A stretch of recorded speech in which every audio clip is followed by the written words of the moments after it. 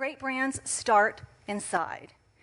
Great brands practice brand building by fostering a strong corporate culture. Let me explain this by talking about IBM. Back in 2002, when Sam Palmisano took the reins of the company as the CEO, he faced some serious challenges.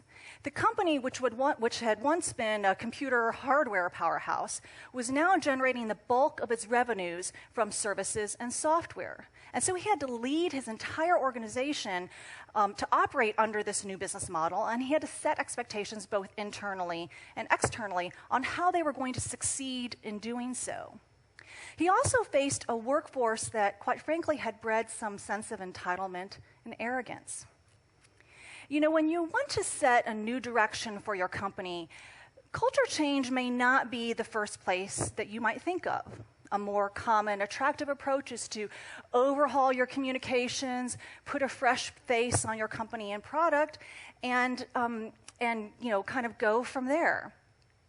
Because it's a lot easier to change what you say about yourself than to change yourself.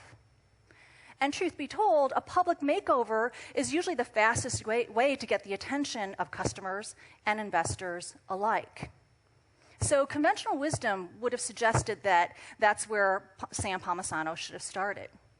But Palmisano, like other enlightened leaders, knew that unless you develop greatness among your employees, they're unlikely to deliver greatness to your customers. So he started inside. He used IBM's vast collaboration software and communication network to put on what he called a values jam. For 3 days, employees from around the world were invited to go online and riff on certain themes, the values that underpinned the IBM brand, or is what Palmisano called our reason for being, the things that set us apart. At the end of the exercise, over 50,000 comments had been logged, and the outcome were 3 new interpretations of IBM's values. Then the company set its focus on, well, can we live up to those values?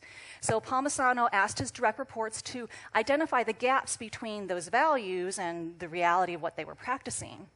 And in very short order, they discovered all sorts of routine procedures that prevented them from living up to the value of being dedicated to every client's success. You know, the need to get even approvals for even kind of minor expenses prevented frontline managers from being able to solve their customers' problems quickly. So after piloting a test in which they gave every frontline manager, they gave a pool of frontline managers $5,000 of discretionary walking around money, they actually ended up rolling that out so that all 22,000 of their frontline managers got that same money. And Palmisano called that a $100 million bet on trust, and he did it because he wanted to prove that IBM lived by their values. So the ability to execute on that kind of alignment is what separates great brands from the rest.